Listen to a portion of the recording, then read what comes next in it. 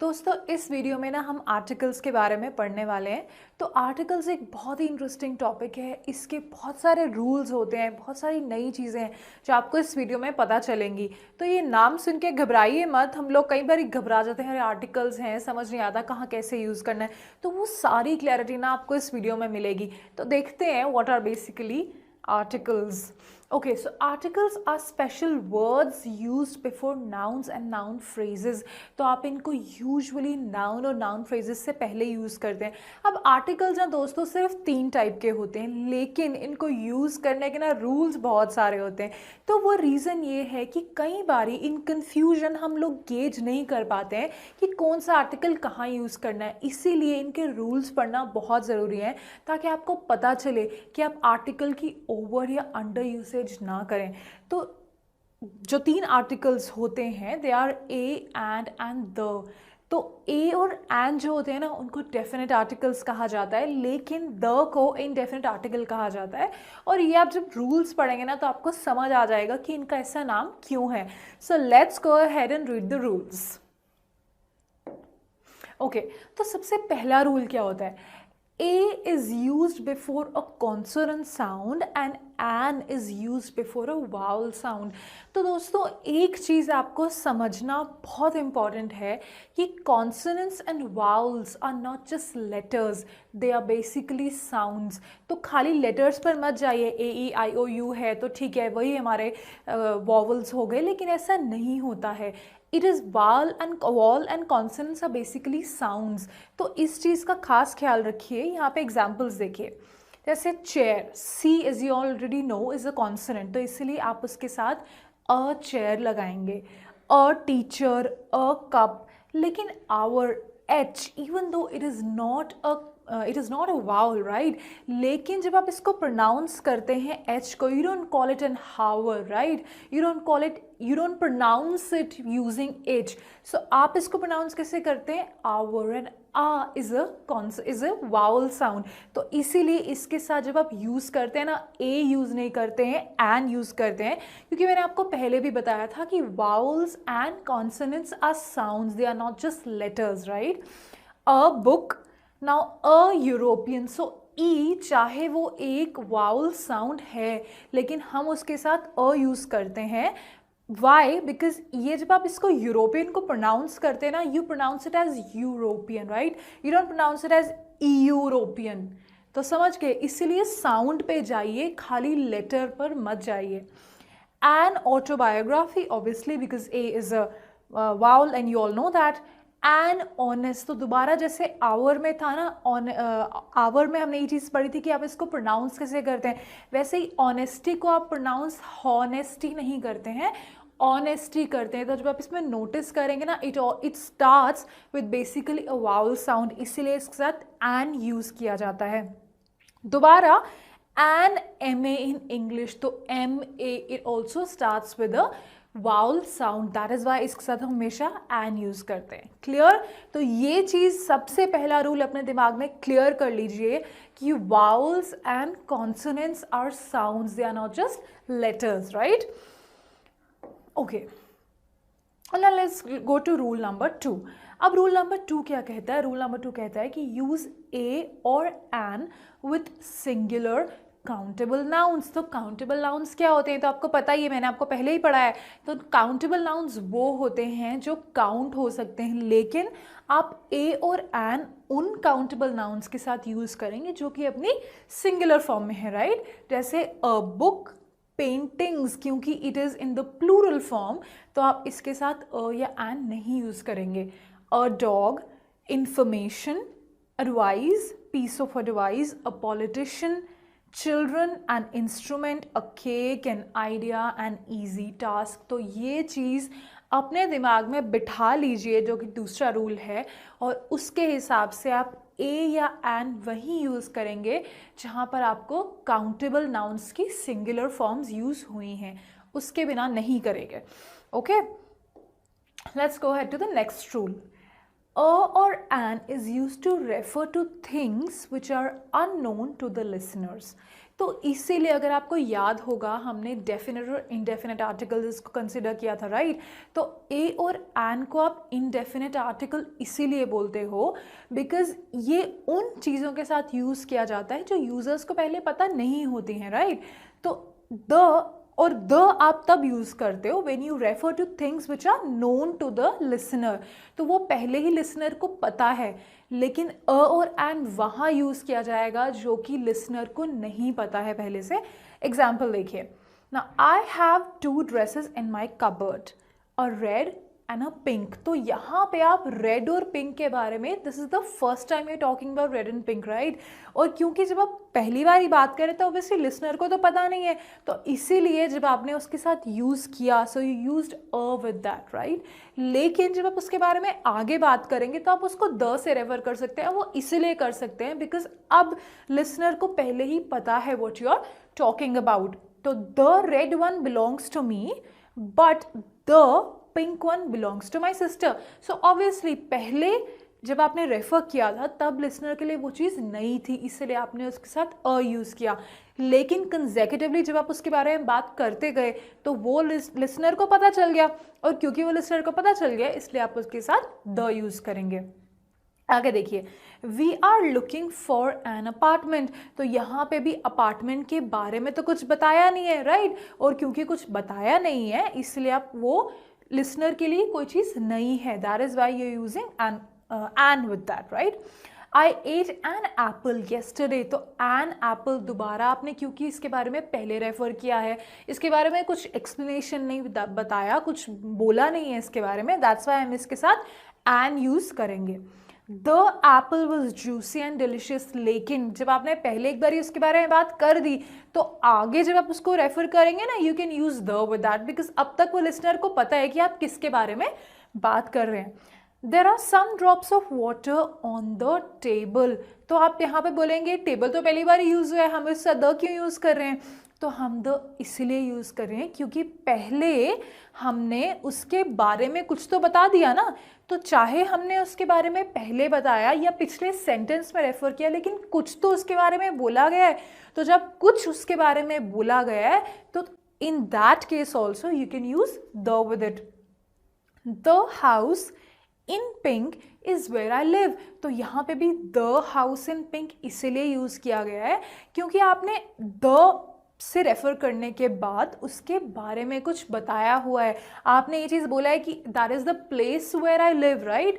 तो अगर आप उसके बारे में कुछ बता रहे हैं, कुछ रेफरेंस दे रहे हैं, beat in the first sentence, beat in the second sentence, लेकिन आपने कुछ तो बताया है ना। तो जब आपने कुछ बताया है उसके बारे में that means it is known to the listener, and if it is known to the listener then it's not an issue. फिर आप उसके साथ द यूज़ कर सकते हैं।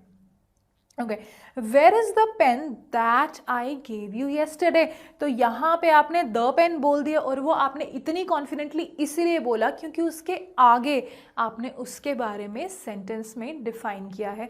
तो इतनी चीज़ याद रखिए कि अ या एन आप तब यूज़ करेंगे जब लिसनर को आप कोई नई चीज़ बता रहे हैं, लेकिन द आप तब यूज़ कर सकते हैं जब आप किसी ऐसी चीज़ को रेफर कर रहे हैं जो कि लिसनर को पहले से ही पता है। तो इससे मुझे याद आया, अगर आपको याद होगा, ये तो आपको पहले से ही पता है कि मैंने ट्यूटोरियल्स के बारे में आपको बताया था, राइट। तो इसीलिए मैं आपको फिर से बता रही हूँ, लेकिन मैं साथ अ या एन यूज़ करने वाली नहीं हूँ क्योंकि आपको पहले से ही पता है। तो वेट क्यों कर रहे हैं जी, मैथ्स और साइंस पढ़ना है ना, जल्दी डाउनलोड करो और उससे बहुत अच्छी अच्छी वीडियोज़ है वो देख के अच्छे से पढ़ो। ओके, आगे हम करते हैं रूल नंबर 4। तो रूल नंबर 4 क्या कहता है, यूज अ और an to talk about non specific things. तो जैसे I own a cat and 2 dogs. अब दुनिया में तो बहुत सारे कैट्स हैं, बहुत सारी डॉग्स हैं, राइट।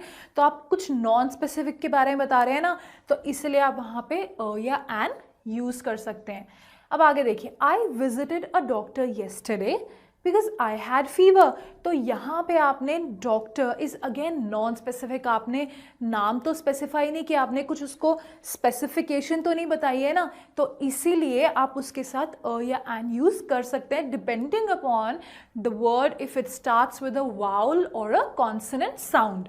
ओके, द डॉक्टर, अब यहाँ पे अब आप जब उसके आगे बोल रहे हैं तो आप उसको द डॉक्टर के तरह रेफर कर रहे हैं। वो क्यों कर रहे हैं? वो इसलिए कर रहे हैं क्योंकि पहले आपने उसके बारे में ऑलरेडी लिसनर को बता दिया है, राइट। तो यहाँ पे होगा the doctor told it could be because of viral infection. लेकिन जब आप उसको पहले बारे में बोल रहे थे ना, तो फर्स्ट टाइम में आपने उसके साथ अ यूज किया, right. Again, Rahul bought a car last year because he loves driving. He went along with his friends in the car for a long drive over the weekend. तो पहले जब आपने कार को रेफर किया, आपने उसको अ से रेफर किया, और वो इसलिए किया because that was something new that you were talking about. और उसके बाद consecutively जब आपने उसको रेफर किया तो यहाँ पे उसको आपने द से रेफर किया। तो दोस्तों इतनी चीज़ याद रखिए कि आप अ तब यूज़ करेंगे जब आप नॉन स्पेसिफिक चीज़ों के बारे में बात कर रहे हैं। एंड ऑब्वियसली जब आप उसके बारे में कंसेक्यूटिवली बोलते जाएंगे तो then you can refer it with the. लेकिन जब आप पहली बारी एक नॉन स्पेसिफिक चीज़ के बारे में बोल रहे हैं ना, तो आप उसको अ से रेफर, अ या एन से रेफर कर सकते हैं, राइट।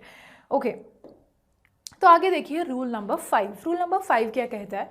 यूज अ और an to mention the category और थिंग ऑफ अ पर्सन और थिंग। तो यहाँ पे देखिए, his laptop is a Dell version 4। तो यहाँ पे ना आप एक कैटेगरी के बारे में बता रहे हैं, राइट। अब डेल वर्जन 4 की तो it's a general category, right. उसमें बहुत सारी चीज़ें आ जाती हैं, तो इसीलिए आप उसको अ से रेफर करेंगे। आगे देखिए, Sangeeta is a doctor by profession. तो यहाँ पे आपने प्रोफेशन बताया है किसी का, राइट। सो प्रोफेशन को भी अगर आप देखें, अगर आप सोचें, इट्स बेसिकली एक category, right. It's not just one person who belongs to that profession, बहुत सारे लोग हैं जो उसको बिलोंग करते हैं। तो बेसिकली अगर आप इसको नोटिस करेंगे ना, it's just generalising, right. It's just very similar to the previous rule that we did. यहाँ पर भी ये जो चीज़ें हैं जो किसी ग्रुप को बिलोंग करती हैं, या कोई प्रोफेशन है, ये कोई एक स्पेसिफिक कैटेगरी किसी चीज़ की है, तो आप उसको भी रेफर करने के लिए अ यूज़ करेंगे। Okay, she is an amazing singer. तो दोबारा जब आपने इसको रेफर किया तो आपने उसको एन से रेफर किया। Why? Because it started with a vowel sound.